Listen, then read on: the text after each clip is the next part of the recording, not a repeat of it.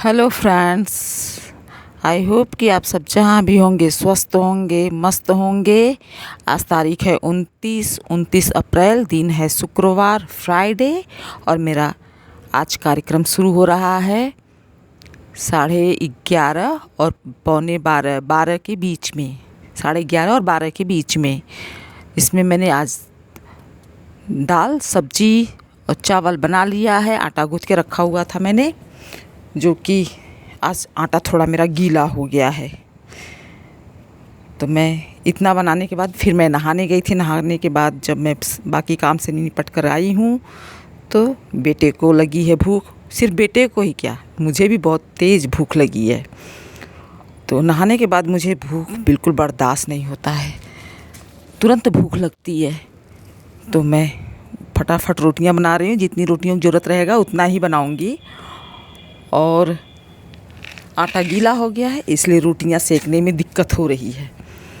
इसको और सूखा आटा मिलाकर मैं इसको सूखा नहीं कर सकती, क्योंकि फिर उसकी जो क्वांटिटी है वो ज़्यादा हो जाएगा तो फिर बचेगा। और जबकि हमको रोटी सिर्फ ज़्यादा से ज़्यादा 7 या 8 चाहिए, तो इसीलिए तो मैं खाते समय ही रोटियां बनाती हूँ, उससे पहले नहीं बनाती हूँ। फिर भी बच जाता है। और इस समय तो उसमें बाहर निकाल के रख दीजिए, हवा लग जाती है तो एकदम पापड़ जैसा कड़क हो जाता है। गाय भी बेचारी खाने नहीं पाती है। तो इसलिए उतना ही बनाना है जितना चाहिए, फिर भी 2 बच ही जाएगा, उसमें कोई दो राय नहीं है। और बेटे को मैं दे रही हूँ दाल चावल सब्जी, करेले की सब्जी बनाया है मैंने। दाल चावल सब्जी और 2 रोटी वो ले लेगा। उसके बाद फटाफट मैं अपने लिए भी 2-4 और बना लूँगी, और उसको जिसको खाना होगा वो खाएगा। रोटी बेली नहीं जा रही है क्योंकि आटा गीला है, तो इसलिए बेल नहीं पा रही हूँ। और इसी टाइम कोई गाना भी चालू हुआ था, तो उस पर भी मैं मटकना ठमकना शुरू कर दी। गाना चालू हो जाए कहीं मनपसंद, तो ठमकने से कंट्रोल नहीं होता मुझसे। फिर वो भी चालू हो गया।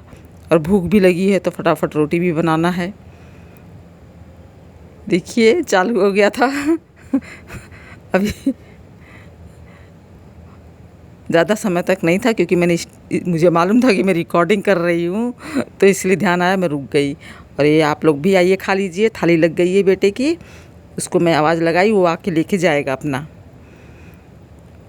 इसके बाद मैं बना के अपने लिए। और आज मुझे थोड़ा क्लीनिंग भी करनी है।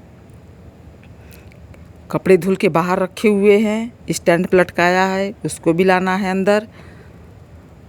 और आज मैं सुबह दूध बॉयल कर रही थी, तो उस समय दूध गिर गया था।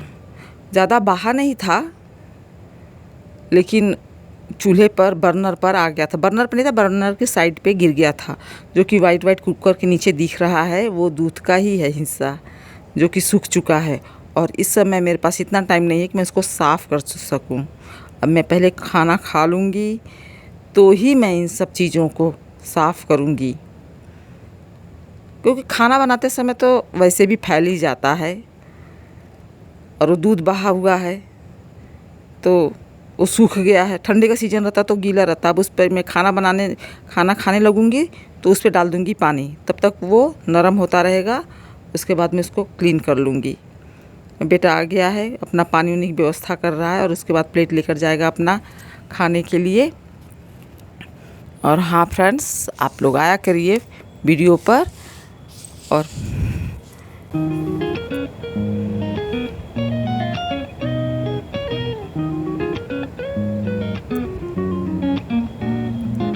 बेटे को रोटियां दिखा रही थी, वो देख रहा था। मैं उसको बता रही थी कि आज आटा गीला हो गया है तो रोटियां ठीक से बन नहीं रही है। तो बोलता है बन तो रही है, क्योंकि उसके लिए तो टेढ़ी मेढ़ी रोटियां भी गोल ही नज़र आएगी। तो मैं उसको दिखा रही थी कि देखो कहाँ बन रही है। बन जा रही थी, बहुत ज़्यादा गीली नहीं थी।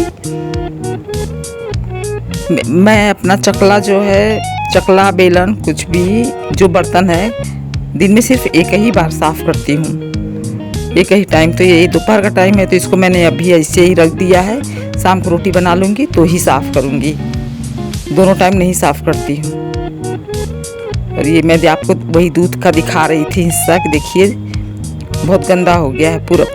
मैं वहीं पर खड़ी थी और दूध मैं जान रही हूँ कि बॉयल होगा, उसके बाद भी मैं वहाँ से हट गई और फिर दौड़ के गई। जब तक गई तब तक वो बह चुका था।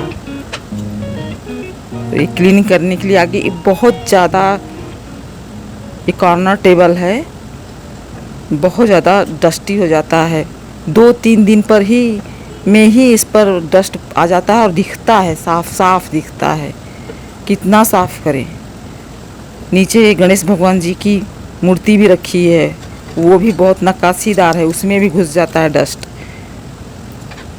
और जो बगुला या बतख, कौन सा जानवर है ये, क्रेन है क्या है, किसी जानवर की हड्डी का बनाया हुआ है।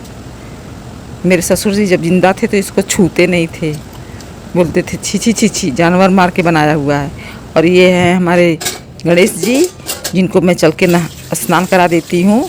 इनका भी स्नान हो जाएगा, बहुत इस पर डस्ट पड़ गया है। और ये मौसम ही ऐसा है, चाहे जितना भी साफ़ सुथरा करिए डस्ट आ ही जाता है।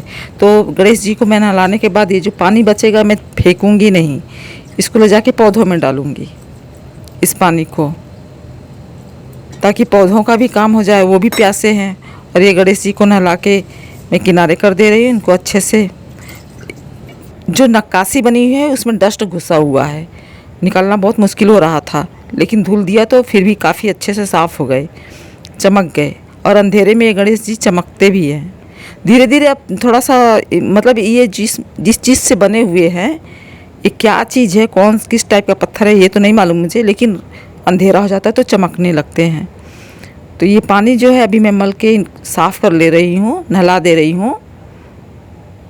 नॉर्मल पानी ही है, नल का पानी है, कोई ऐसा नहीं कि गंगा जल वगैरह है, नॉर्मल पानी से ही नहला रही हूँ। इनको साइड में रख के फिर मैं तुरंत साफ़ करके रख भी देना है, क्योंकि इकट्ठा होगा तो मुझे ही सारा साफ़ करना है और कोई नहीं है। इस पानी को ले जाऊंगी मैं पौधों में डाल दूंगी। और पौधों में जब डालने के लिए पानी को लेके जाती हूँ, वहाँ इतनी तेज़ धूप, इतनी कड़क धूप की आँच निकलता है। देखिए आप एहसास करते, कैमरे से नहीं समझ में आएगा, मोबाइल में नहीं समझ में आएगा, इसमें हल्का लगता है, लेकिन मैं भागती हूँ। जैसे स्पीड बढ़ाई हूँ उसी स्पीड में मैं भागती भी हूँ, रियलिटी में भागती हूँ। और बेचारा है, मेरा कपड़ा भी सब स्टैंड पर पड़ा हुआ है, रात का धुला हुआ, तो मुझे इन पर भी दया आई। मैंने कहा इनको भी उठा लेके चलते हैं, ये बेचारे ठंडे हो जाए अंदर चल के।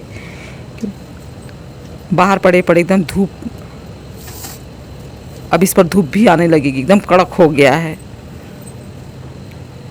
और 1 घंटे में बरामदे में भी धूप आने लगेगी। हाँ, तो और गणेश जी जो है हमारे नहाए हुए हैं और वो अभी तक उसी तरह बैठे हुए हैं जहाँ पर मैं उनको बैठाई थी। अब चलो इनको वहाँ पे विराजमान कर दूँ जहाँ पे इनका स्थान है। नीचे वाले पोर्शन में मैं इनको रखती हूँ, क्योंकि ऊपर वाले पोर्शन जो गमला है, गुलदस्ता, वो ऊपर वाले शेल्फ पे रहता है, क्योंकि गुलदस्ता बड़ा है। और ये जो फूल है इसमें लगा हुआ, ये भी मैंने रात को साफ़ किया था साबुन से, बाल्टी में सर्फ डालकर मैंने इसको साफ़ किया था। इसका ये 2 रोज़ जो है, पिंक और रेड वाला, मैं अपनी ननद के यहाँ गई थी तो वहाँ रिंग सेरेमनी में सब आया था सामान, वहाँ से लेकर आई थी। देखिए नीट हो गया एकदम नीट, और एकदम फर्श पे पड़ा हुआ है मेरे बेटे का बॉल। और इस कॉर्नर टेबल का जो नीचे वाला पोर्शन है वो खाली रहता है, सिर्फ बीच में और एकदम ऊपर, इसी पर मैंने सामान रखा है कि जितना सामान रख दीजिए सब साफ़ करना पड़ता है खुद को ही, 1-2 दिन में ही सब गंदा हो जाता है। और ये फूल जो है मैंने कल साफ़ किया था, और अब मैं जाके सो जाऊंगी खा पी कर। और ये बन रही है मेरी शाम की चाय। जब मैं दोपहर में थोड़ा सा रेस्ट लेने के बाद उठी हूँ तो शाम को बना रही हूँ चाय। और यहाँ पे गरम कर दिया है दूध, और मैंने गैस चूल्हे को भी अच्छे से साफ़ कर दिया है। मिलती हूँ आप सबसे अगले ब्लॉग में, तब तक के लिए नमस्कार, bye and good night, have a nice dream.